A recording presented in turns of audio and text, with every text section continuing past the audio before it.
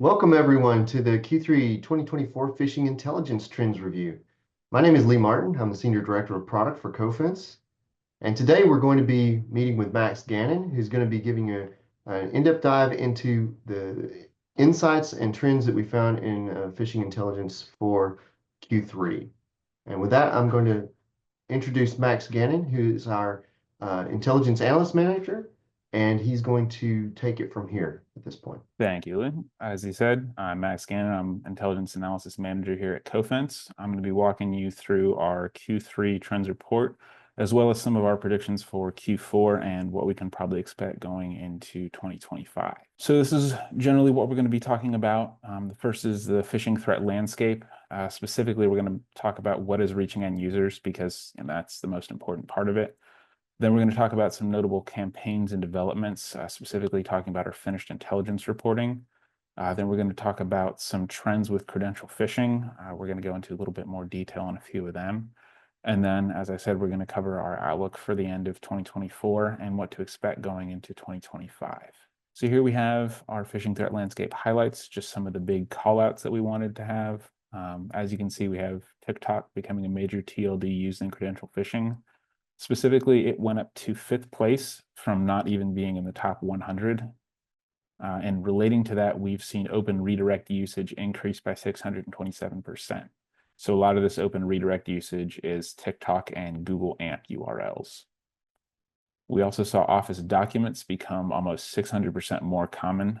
And these typically deliver credential phishing by either embedded links or QR codes. And QR codes in particular increased by 67%. And then we have RATs, or remote access Trojans, which increased their share of emails by 59%. And this was particularly driven by Remco's RAT, which saw an increase in email percentage of an entire 11%. And then we have here that the percent share of usage of .ru and .su TLDs for data exfiltration on credential phishing pages increased by more than 4x and more than 12x respectively.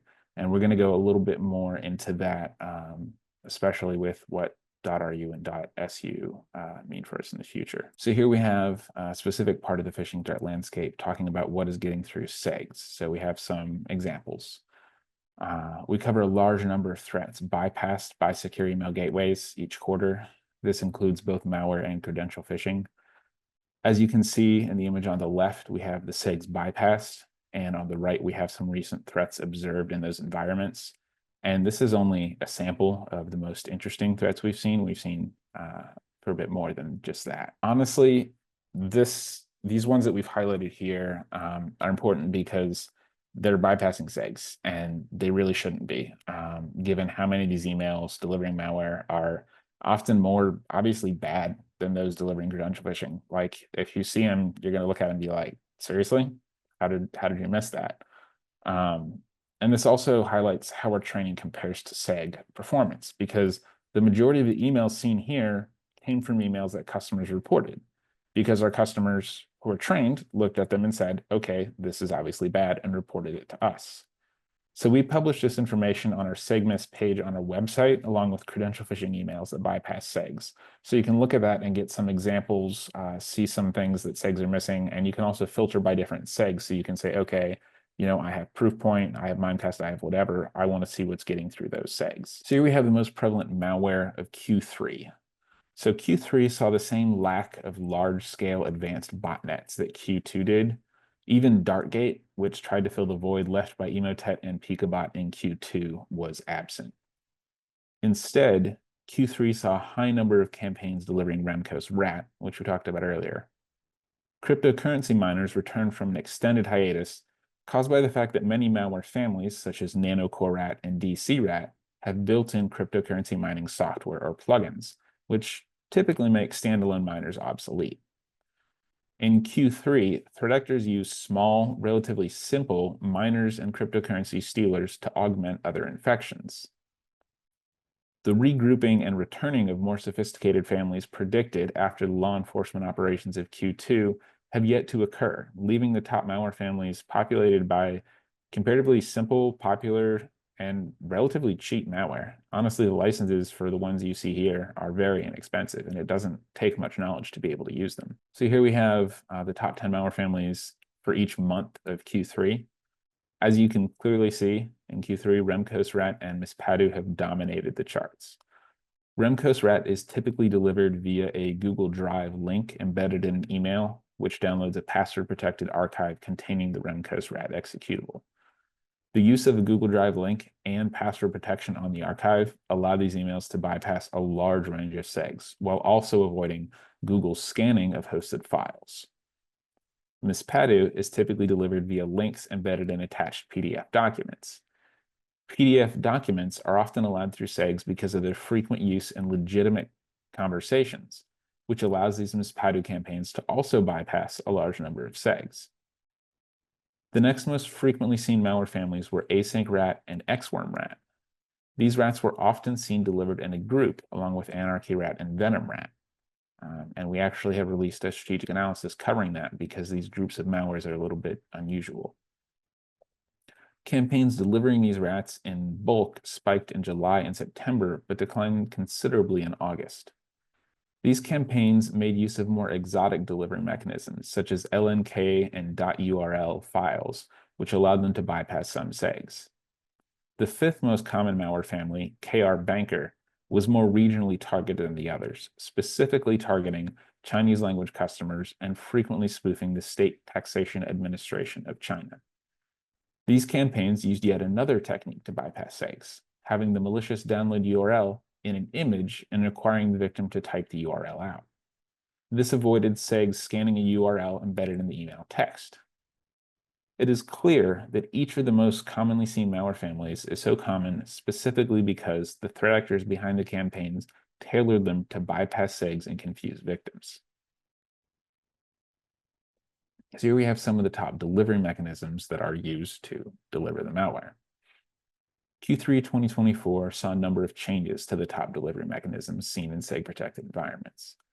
CVE 2017-11882 has declined so far in popularity it is no longer even in the top 10. Instead, Office documents have skyrocketed 54% in popularity. These documents are very versatile, containing everything from clickable links to QR codes that deliver credential phishing. Some of them even contain links that download malware using special methods. JS droppers and HTA files have risen from 10th and 15th place to 3rd and 5th place, respectively. This is due to their widespread usage in campaigns delivering bundles of rats and information stealers. The campaigns using JS droppers, VBS downloaders, and HTA files typically are initiated by HTML, LNK, or PDF files. These campaigns typically consist of at least 3 steps, so threat actors are going to extra effort to make sure that they're delivered. So here we have the top file extensions seen in seg-protected environments. So these are all attachments. The appearance of .html and .htm file extensions as 1st and 3rd place respectively comes as a surprise to few. File attachments with these extensions have become increasingly common. They bypass segs at an alarming rate and typically deliver credential phishing that is either directly embedded in the HTML file or is accessed via a link in the HTML file. The 2nd place, .docx extension, reflects the growing popularity of attached Office documents, which contain links or QR codes leading to credential phishing pages. QR codes in particular have become increasingly common as they easily bypass most segs when embedded in an attached document. In some cases, .docx files have been used to deliver malware such as KR Banker or LokiBot, but this is typically via an embedded link rather than a QR code. Files with the .pdf file extension are used similarly to .docx files to deliver credential phishing or, in rare cases, malware. However, it seems that segs are becoming increasingly better at scanning their contents, and they are declining in popularity. The .rtf, .doc, and .xlsx file extensions are all used for the same purposes as the .docx file extension, containing either embedded links or QR codes. Some .xlsx files have been used to deliver malware such as JRAT, but again, this is a relatively rare occurrence. Lastly, .svg files are used similarly to HTML files containing embedded links and are consistently used to deliver async rat. Here we have a bit of information about the geolocations of the command and control, or C2, servers we have seen in Q3. Tracking C2 servers provides insight into a range of malicious cyber activities across the globe. These C2 nodes can deliver phishing campaigns or command malware, often receiving information and exfiltrated data from infected hosts. Surprisingly, this quarter saw little change from the previous quarter. Typically, all C2 sources but the United States will change in ranking or be completely replaced by those previously below the top 5.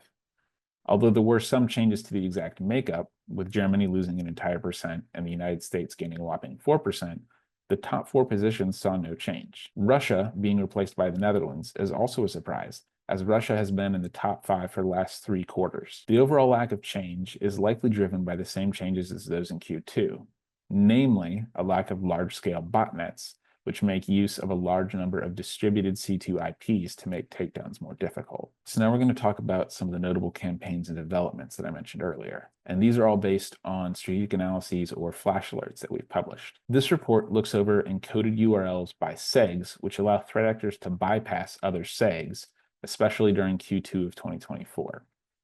For example, threat actors encode malicious URLs using linkscan.io, Hornet Security, and Bitdefender Gravity Zone. These are some of the more recognizable of the SEG encodings used, and 6 total URLs were used for encoding and covered in the report. Although this is not a unique or very uncommon tactic, Q2 had a notably higher volume compared to other quarters. This report analyzes a SEG bypass method used by threat actors to deliver formbook malware. So it specifically covers an attached archive, which has some unusual tricks in it. When the archive is opened outside of the Outlook client and analyzed by SEGs, the archive appears to contain a .mpeg video, which does not play and does not act malicious. This can be seen in the middle and bottom windows, where the archive is opened by the popular PowerISO and 7-zip archive managers. However, when the archive is opened inside the Outlook client or the Windows Explorer Archive Manager, the .mpeg file is correctly seen as .html and allows the victim to execute the embedded formbook malware. This exploit was specifically used to bypass the Cisco IronPort SEG, which marked the archive file contents as being an archive containing an MPEG and allowed it through. Although we only saw this specifically with Cisco IronPort, different variations of this technique can probably be used with other SEGs. So this report looks over the major ways that ransomware is delivered, especially in 2024. It covers some of the ransomware we have seen directly delivered in 2024, as well as how they were delivered.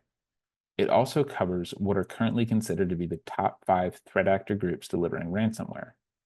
Lastly, and primarily, it covers the different remote access Trojans seen in use recently that could be used to deliver ransomware directly or could be used by initial access brokers. So here we have a pie chart displaying the different ways that Darkgate Rat was seen delivered in 2024. Darkgate Rat is particularly notable as it can not only perform rudimentary ransomware actions on its own, but has also been seen in use by ransomware groups Bianlan and Black Basta. So Darkgate is definitely notable on its own, but this report specifically covered a more large range of what the different rats that deliver ransomware can do and how they can be seen. This report reviews an adaptation of Lockheed Martin's CyberKill chain, which contains the step-by-step methods threat actors typically use to create their campaigns and send their malware to users. This adaptation is focused on credential phishing rather than malware. The CyberKill chain, as it applies to malware, contains 7 steps: reconnaissance, weaponization, delivery, exploitation, installation, command and control, and actions on objectives. In this report, each of these steps is adapted to credential phishing, save for the installation step, which does not have a direct equivalent when it comes to credential phishing. The report goes more in depth regarding each of these steps, includes examples of each step, and addresses the actions that can be taken to prevent each step. Here you can see the example used for the weaponization link in the kill chain. In this example, a Google redirect is used to bypass a SEG. So I really recommend looking at this because it has some of the most thorough step-by-step remediation things that you can do. This report is one of our continuing line of malware baseline reports. These reports focus on commonly seen malware families and try to break it down for a non-technical audience, as well as supply details that a more technical audience can use to directly combat the threat. Async rat has been particularly popular recently and often features in our top 5 malware families seen in our executive phishing summary reports. The malware was created in 2019 and has had very few official updates since its release. A few of its capabilities include keylogging, screen viewing, password stealing, and clipboard monitoring. Here, you can see the main panel used by threat actors to control infected computers. Because it is very simple, and many free versions of it exist online, it has become a favorite of threat actors with relatively low skill levels. As a result of that, some APT groups have taken to using it in an attempt to disguise their presence. One of the ways it is most commonly seen delivered in site-protected environments is via embedded URLs. One of the easiest ways for threat actors to bypass SIGs to deliver malware is to use legitimate services to host their malware. This is especially the case for Async Rat, which is most often hosted on legitimate sites such as Google Docs, Google Drive, and GitHub. This report covered data from July 1st, 2021 to July 30th, 2024. It looked at the top 10 industries seen by Cofense and the top 5 brands that were being spoofed by emails targeting each of these industries. Combined, there were a total of 14 brands represented, and you can see them here at the bottom. So here we have a breakdown of each of those brands. As you can see, Microsoft makes up the vast majority, taking up 92.87% of the top spoof brands. The next closest were Adobe and Webmail at 3.53 and 1.62% respectively. The last 11 of the top 14 spoofed brands only accounted for 2.02% of the total together, indicating exactly how often Microsoft, Adobe, and Webmail are being spoofed. The biggest standouts in this data were brands such as China Union Pay and brands such as DHL. China Union Pay and similar brands such as the South African Post Office are of note because their region-specific nature indicates that threat actors believe certain regions to be of particular interest to certain industries. DHL spoofing was interesting because it had the highest number of emails in different languages. The quick examination showed that there were over 12 distinct languages used, indicating that DHL was considered by threat actors to be the most widely applicable brand. The report contained details on this, like each of the 14 spoofed brands, as well as what brands each industry saw. So I really do recommend taking a look at this, just really quickly seeing if your industry is one of those top industries affected and seeing, what impacts you, because we have a write-up for each of the brands, what to look for, and we have examples. And here we have our flash alert. So our flash alerts are released as soon as we find something that we consider relevant and something that we need to let our customers know about right away. So this flash alert covered the reappearance of Amarok ransomware, and it was considered important because it was one of the few cases that threat actors were able to bypass a SIG to directly deliver ransomware, rather than using one of the methods discussed in earlier strategic analyses, like initial access brokers or other methods. The ransomware campaign was legal themed and targeted Dutch speakers of an international law firm. Prior to this report, Amarok Locker was last seen in February targeting Italy.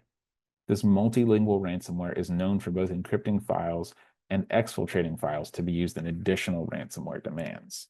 So it's a double threat. This flash alert covered an email campaign delivering the newly distributed XSAM Exadoo Rat. This campaign was considered to be important because XSAM Exadoo Rat is new, well-developed, and more fully featured than most rats available to threat actors. XSAM Exadoo Rat is self-named and is primarily known for its multiple methods of stealing information, including files. In fact, Exadoo means steal in Somali. XSAM Exadoo Rat appears to be currently focusing on cryptocurrency and credential stealing. It has also been seen deploying the XMRig cryptocurrency miner. So now we're going to talk about some of the credential phishing trends we've seen and look a little bit more in depth. So here's our general information on credential phishing seen in Q3. So credential phishing activity in Q3 decreased significantly from Q2. This is in direct opposition to previous trends that saw credential phishing volumes increasing from Q2 to Q3. Although overall volumes were lower, it is likely that smaller scale, more advanced campaigns, such as the ones using SEG-encoded URLs to bypass SEGs, replaced the high volume, but typically less effective at SEG bypass campaigns that were seen previously. The final weeks of Q3 2024 almost doubled in volume.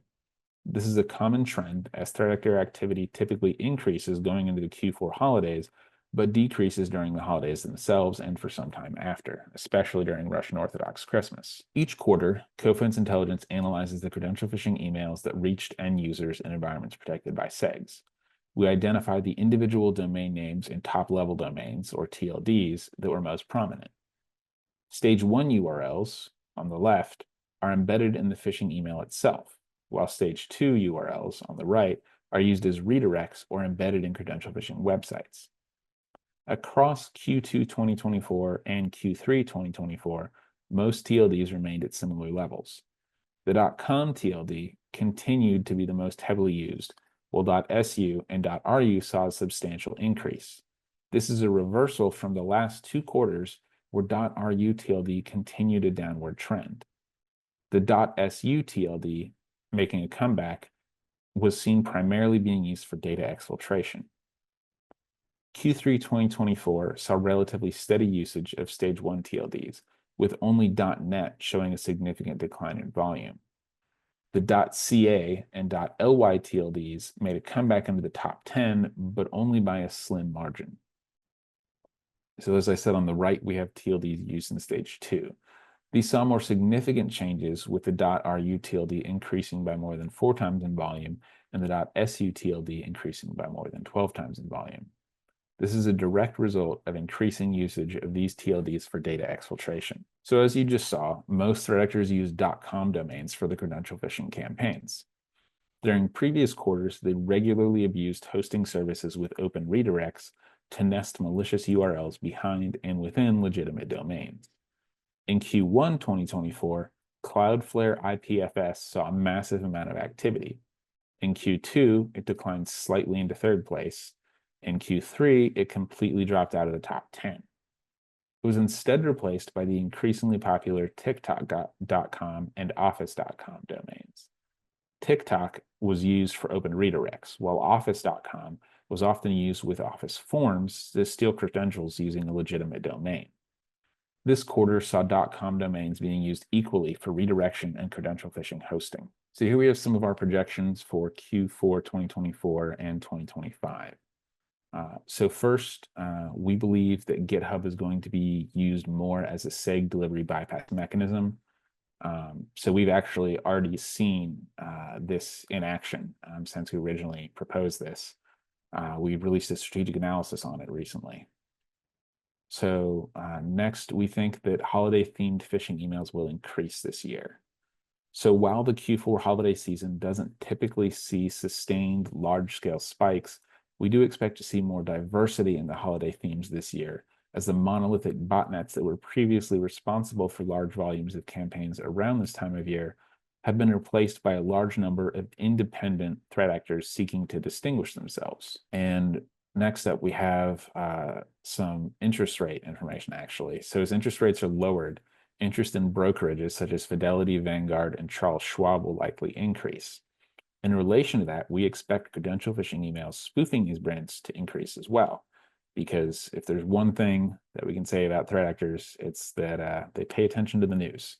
When people start to be interested in something, they start to use it as a lure. So next, we believe that multi-factor authentication themed campaigns will continue to decrease as focus shifts around Q4 events. Q4 will have a large number of highly newsworthy events this year, and we've already gone through a few of them.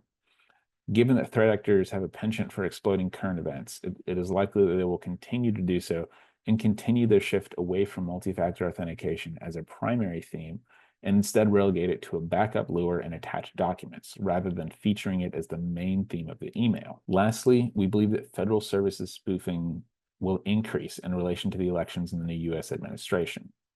This is because whenever there's a new administration, there's elevated interest in federal services such as the IRS and Social Security Administration. As we continue into the new year, we expect to see phishing emails spoofing these services increase. We have just recently seen this trend increase as well. We even released a flash alert on a particularly popular campaign spoofing the Social Security Administration rather successfully. All right, so it is now time for our Q&A. So we have quite a few, so thanks for everybody for participating. A few questions to get through here. First one, how does the plan phasing out of the .io TLD affect us? Right, so people thought this was going to be a big deal. And honestly, in the next short term, like 1 to 2 years, nothing's probably going to change. Beyond that, it's possible that IO will no longer exist, but it's unlikely. So notably, the .su TLD showed up this quarter. We talked about earlier, it increased in volume. The .su TLD was actually supposed to be phased out after the dissolution of the Soviet Union, but obviously it still remains. So we're expecting .io to be similarly treated. Gotcha. Thanks for that. Next one, what can be done about the popularity of rats? So ideally, you would want to stop potential infections at the source. Just that's the best way to deal with malware and credential phishing in general, but it's especially the case with the rats, because if it can't get in place, then you don't have to worry about it. Some of the popular rats are technically legitimate, which can make prevention a little difficult. So for example, FleetDeck and ConnectWise, I believe it's called, those are relatively popular rats abused by threat actors that are still technically legitimate.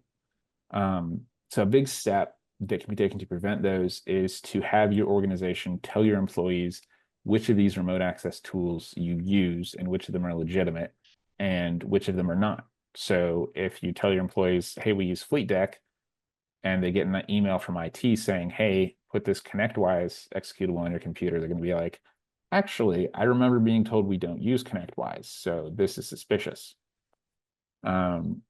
So for more specific details, we've actually published 3 baseline ATRs like I talked about earlier.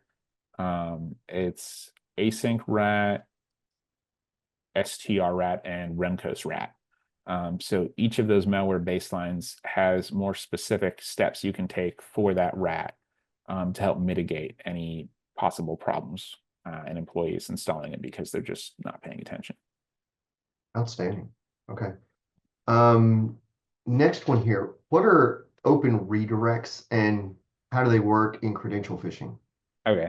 So an open redirect is basically any URL that you can stick another URL on the end of, and it will redirect to the other URL you used. So Google AMP is a really popular method for this. So you literally just put in like, I think it's google.com/a/amp, and you put another URL in there. And when your browser visits that, it'll go to Google. So any SEG scanning the URL will say this leads to Google. It's okay. But then once your browser goes to Google, it will redirect you to the malicious website. So your SEG will probably say it's Google, it's fine, and not continue scanning the next step of the redirect. So it's called an open redirect when you just kind of have a URL that you can just insert malicious URLs into and use that redirect. Another one. We've got quite a few here. Why are .ru domains attractive to threat actors, specifically for phishing campaigns? So .ru domains are popular for several reasons. I'd say the biggest one is law enforcement has issues acting on .ru domains for takedowns. It's a lot harder than it is to act on .com domains because if local law enforcement is able to coordinate correctly, they can do takedowns on domains that are hosted in the United States. But if they're hosted in Russia, coordination of law enforcement is typically a lot more difficult, and it leads to just really long, drawn-out attempts to take them down. .ru is also usually pretty cheap and a lot easier to register when you're using it for credential phishing. Makes sense. Okay. Excellent. How do I protect myself from the increasing use of legitimate services, i.e. .com, as part of an infection chain? So there's really 2 methods. Of course, being from Cofense, the first thing I'm going to recommend is employee training.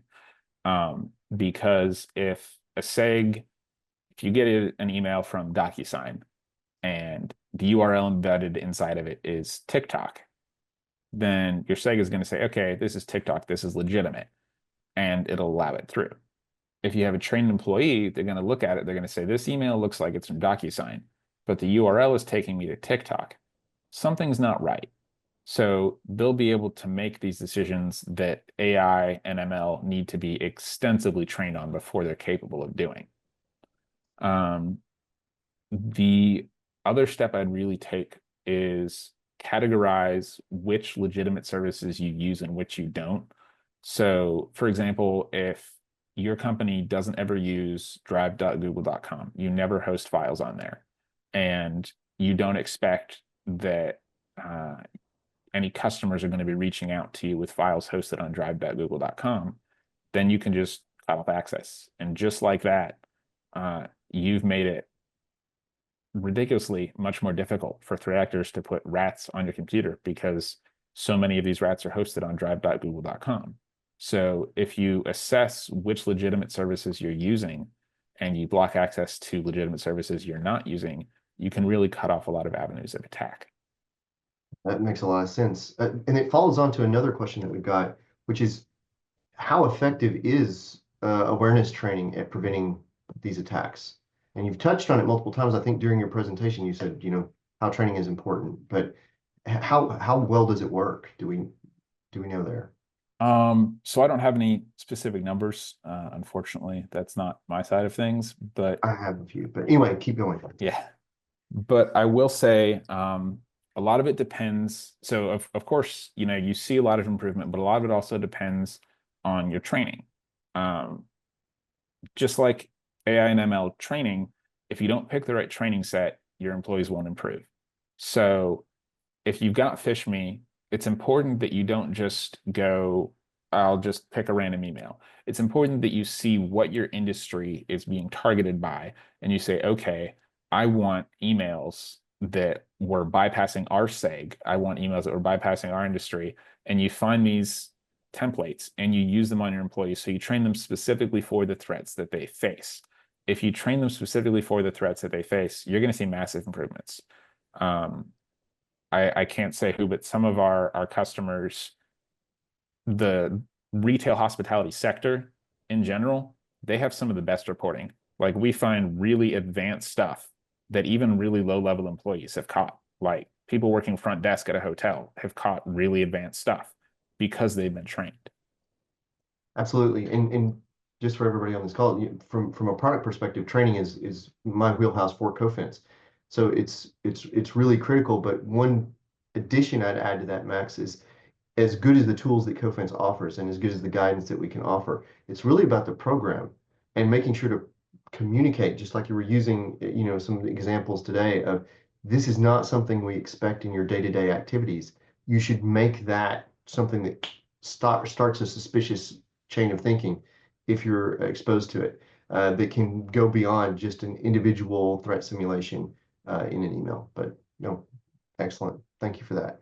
A couple more here. So why do SEGs miss detected malicious Office documents with embedded links or QR codes? Okay.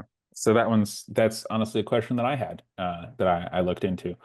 So the biggest reason is most SEGs were not designed for scanning images. They just weren't.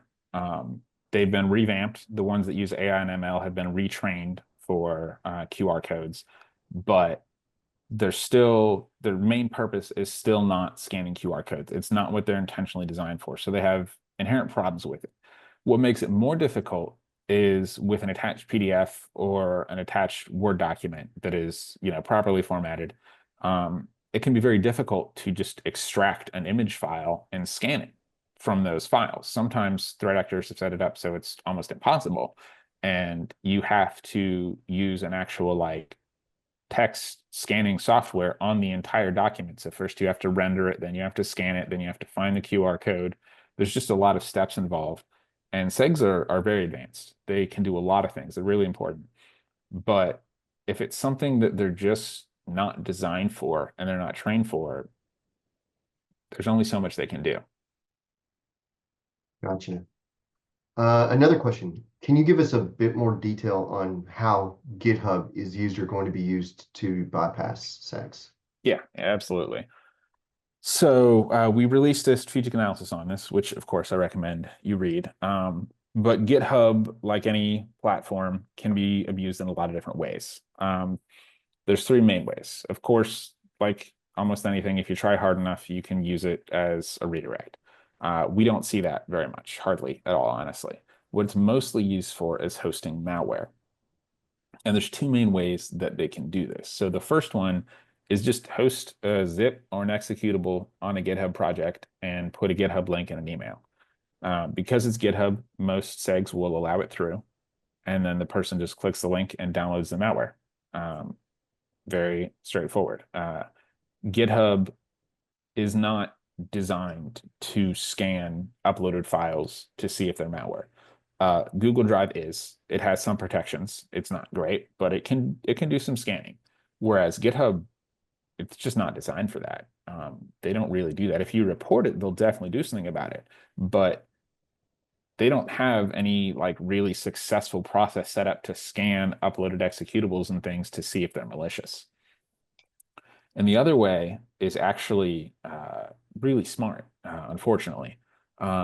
They found a way where if you post a comment on any project and you upload a malicious file to that comment, you can download that file from that project.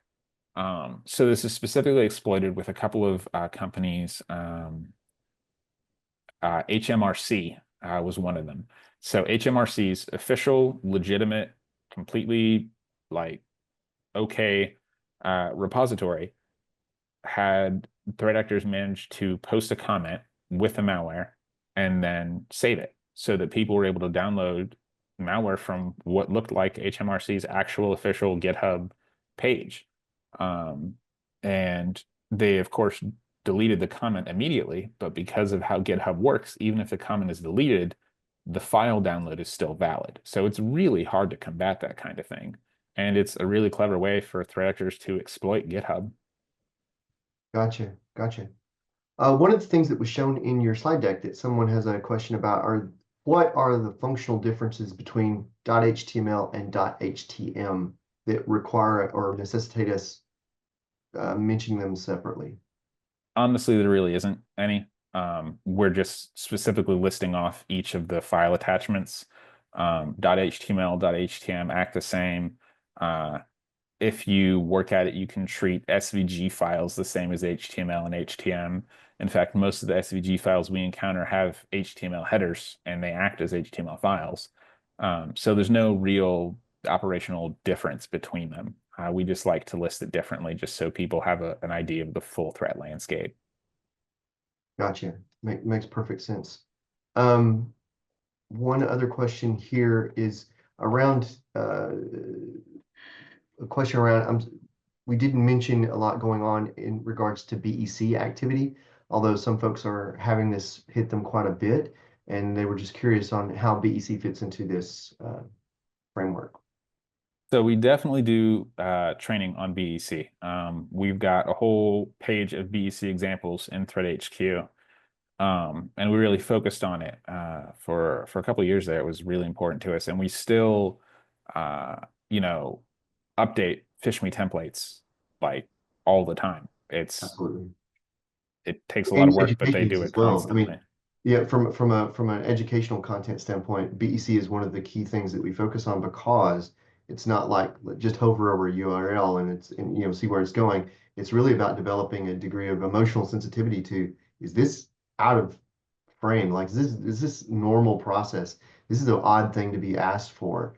With the arrival on the scene of high fidelity deepfakes as well, the way BEC can manifest, it can put an employee in a really, really difficult situation where the only thing that's really guiding them is the awkwardness or strangeness of the situation, and that this is sort of out of band on what I'm being asked to do. Yeah, and BEC is really one of the biggest places that I can say AI and ML fail, because it is very easy to generate a very legitimate looking email using AI and ML for free. Offensive AI and ML generation is easy, free. It takes nothing but a couple minutes of time.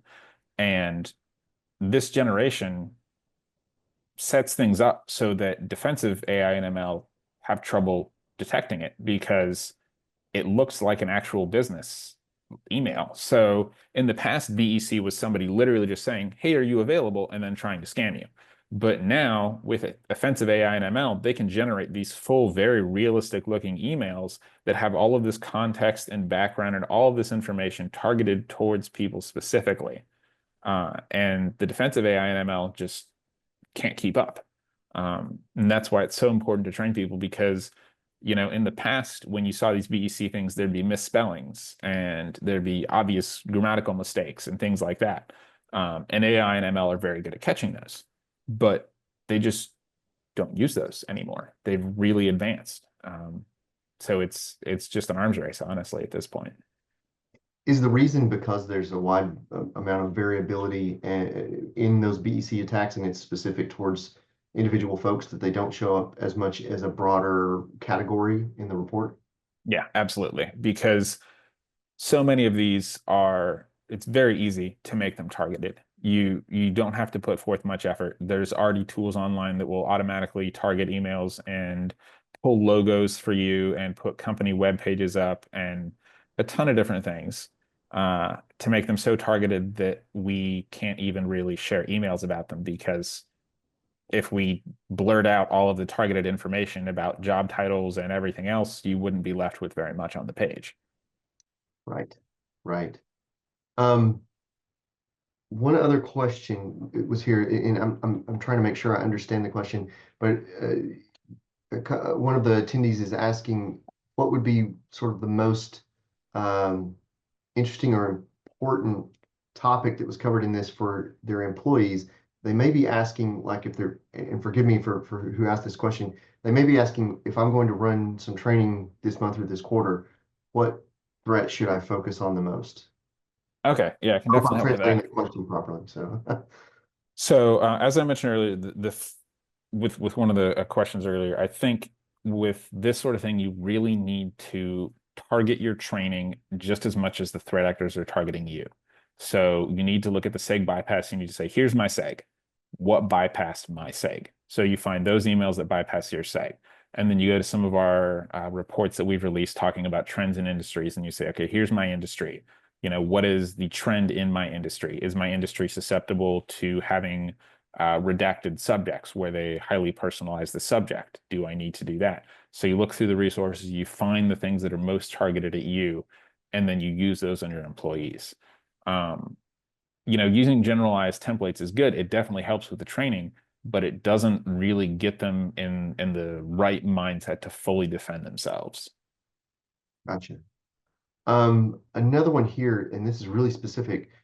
For clarity, are we saying SVG, scalable vector graphics, are attachments are capable of triggering malicious actions or opening links when loaded? And this person says, I haven't heard of this before, so I'm sure Yeah, other people haven't either. yeah, absolutely. We've actually released a strategic analysis on this one. I actually published that one. And with these SVG files, you literally open the file and then immediately a what looks like a file download appears. So it looks like opening this file has downloaded a file. And you go to the file that got downloaded and you open it and there's an executable and you've got ransomware. I mean, whatever it is, ransomware, rat, information stealer. Because they've embedded the files inside of the SVG. So simply by opening the SVG, a file is delivered to you. And by using an SVG, which is a kind of niche format, a lot of SEGs just don't seem to notice them. So it's a really good way to get in there. Gotcha. This one's a little bit longer, and I'm not sure if we can cover it, but we have a question here that says our enterprise has been hit with the same style of phishing emails for the past year. It starts with an email which contains a PDF attachment. The PDF contains a QR code, which leads to a credential harvester. So we've got training on this. This is something we've seen as well. Because the embedded PDF doesn't contain any links or malware, it passes through our SEG. Does Cofense have a solution for this type of attack? Our current process is to block the links, but it's just whack-a-mole as soon as they're discovered. Other than training the employees to not interact with the QR code, I mean, from a training perspective, right, we are constantly beating the drum to be highly suspicious of QR codes if they show up. And I think, Max, this might extend to something that's interesting in the world writ large. Um, I was just at a conference 2 weeks ago, and it was about training and development and learning, not about cybersecurity in general. And there were QR codes everywhere, and all the our Cofence colleagues were sort of cringing every time we went by these sort of publicly available QR codes that we saw as you know potential potential delivery methods for a bad payload. From a QR code standpoint, is there something that we can recommend beyond staying on the train to be suspicious of QR codes in general and look for alternative ways to get to those links? Yeah, yeah. So as you know, as he talked about a little bit, the biggest threat with QR codes, in my opinion, based on what we've seen, is that when you scan a QR code, it uses your phone. So all of your fancy EDR, everything that you've put in place that I'm sure you spent a lot of money on, suddenly doesn't work because it's on their phone. Um, and the number one thing I would recommend with QR codes is just blanket saying, don't scan QR codes. Like, just don't. I have had to scan a QR code with my phone for my company twice in the like 5 years I've been here. And those were to set up 2FA. So if you literally just tell employees, unless this is 2FA, don't scan it. If it's 2FA and it takes you to a login screen, don't use it. You shouldn't have to log in. Like that's not a part of the process of registering a 2FA. So, I mean, honestly, the best thing to say is just don't use QR code. There shouldn't be a scenario in which you need to use your personal phone or even your company phone for a QR code. Gotcha. Whoa, boy, a ton of questions just rolling in here. QR codes. Most business cards are now a QR code. Any alternatives? That's kind of on the heels of the question that I had for you, Max, is that they seem to be ubiquitous. Like the voices from a security standpoint that are preaching restraint are sort of bumping up against the utility and convenience of QR codes that they seem to be kind of becoming everywhere. And one of the pushbacks I got against one of our QR code security awareness trainings was you're telling us be really aware of these and don't use them, but they're all around us. So I can actually speak to that. So a friend of mine actually fell victim to a QR code spoofing attack outside of work. He went and paid for parking for his car. And in order to pay for parking, he scanned the QR code on the sign with his phone. It took him to the website. He paid his parking fee, and then he was done. His credit card number got stolen through that, and they charged a ridiculous amount of money to his card. And all it took was somebody printing their own QR code and taping it over the QR code of the parking company. So, like outside of work, obviously, QR codes are a problem. The biggest thing is I think it just all comes back to training, because training isn't just about training people not to click links and emails. It's about training them to be inherently suspicious. And when they're in an unusual situation, for them to go, you know what? This website doesn't actually look like what it should. So the company, the name of the parking company and the URL has 3 S's instead of one. This doesn't quite look like it belongs. So training isn't just about emails alone. It's about training people in every aspect of their life to have that moment of, well, I don't really know if this looks right. And that's honestly the number one way I can say to prevent that kind of thing is just don't use QR codes at work. And if you have to use them in your personal life, be suspicious. Don't assume that what you're being presented with is the truth. One of the attendees here recommended the possibility of using QR code scanners that can identify the payload before you go to where the QR code is sending you as a possibility there. Yes, absolutely. So Oh, excellent. So actually, I yeah, see yeah, somebody brought up something that the reason I went silent earlier, I couldn't yeah, remember whether or not we were allowed to talk about it. yeah, we absolutely are. I'm sorry, I was going to get to that. Yeah, go for it, Max. triage QR decoding is becoming available, and it's going to make detection and quarantining a lot quicker. I actually use it myself. It's been very helpful in speeding up the process because when we deal with QR codes, I can't use my own phone to look at a malicious URL. So using the triage QR decoding has been very helpful. Right. We've got a few minutes left. I think we've covered all of the QA questions that have come in at this point. Max, do you have any final thoughts for us before we round this out? I think my main points were just that I would really want to make sure everybody knows about are the QR codes, what we talked about, and AI and ML, and I guess SEGs as well. So I do want to be clear. I am not in any way, shape, or form saying you don't need a SEG. You definitely need a SEG. It would be terrible to not have a SEG, but you need to acknowledge where and when your SEG will fail and have alternative methods of preventing yourself from getting compromised. And that's really where this comes in with this training, is knowing that you can train AI and ML, but there's always going to be gaps. Gotcha. And I did miss one question here. Does Cofence Phishing have AI so that the organization can send equally targeted campaigns? I think that was while we were talking about BEC or really specific spear phishing attacks. So PhishMe has the capability, and forgive me, Max, I'll jump in and answer this on the PhishMe side. PhishMe does have the capability for you to make an absolutely custom email template that targets an individual. You could make it down to the individual signature. What we found overall is that in our threat intelligence feed, there are tons and tons of emails that absolutely could have been made by a large language model because the language is, if it's English, let's say it's very good English, that it's written really well and it sounds very confident. But the designation between whether it's made by an AI or made by a human really loses its value at that point in terms of by the time the email is delivered. So if you want to build into your program the capability to target specific, maybe high-risk individuals with BEC style back and forths or spear phishing attacks, PhishMe does have that capability. But it's not, give an email address and push the AI easy button and it just generates something for you. That, even when working with a large language model AI generative AI, it's going to require a lot of specificity in your prompt.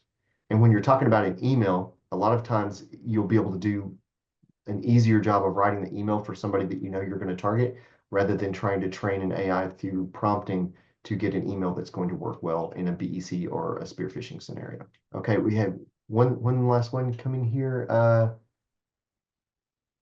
I do not see any talk about the efficiency or security. Sorry, I'm blind, guys. I do not see any talk about the efficiency of security software emulating QR codes. We understand the difficulties of QR code identification, but as long as an EDR simulates the QR payload sandbox, there should be no issue, and this is treated similar to other payloads. Are there any inherent difficulties on that? Max, I'm not sure on this one. Well, I mean, I haven't heard of a company doing that successfully. So you might have a good business idea right there. I mean, honestly, logically, it shouldn't be difficult to just sandbox it like you do everything else. But I haven't heard of anybody doing it at a reasonable scale. I know that SEGs do try and sandbox URLs. Some SEGs, the advanced ones, do try and sandbox visit URLs to try and follow a chain so that they can handle open redirects. But I don't know how successful they are. Well, just above that, do we know of any threat actors that are using who use sandbox aware links or redirect links? There are a lot of sandbox aware links. There's actually I think it's the Greatness Boss phishing kit.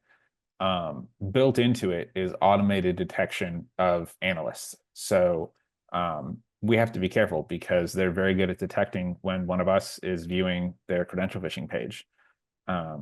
It's a constant escalation because every time we find new software that makes it look like we're not analyzing it, they find a new way to tell that we are analyzing it.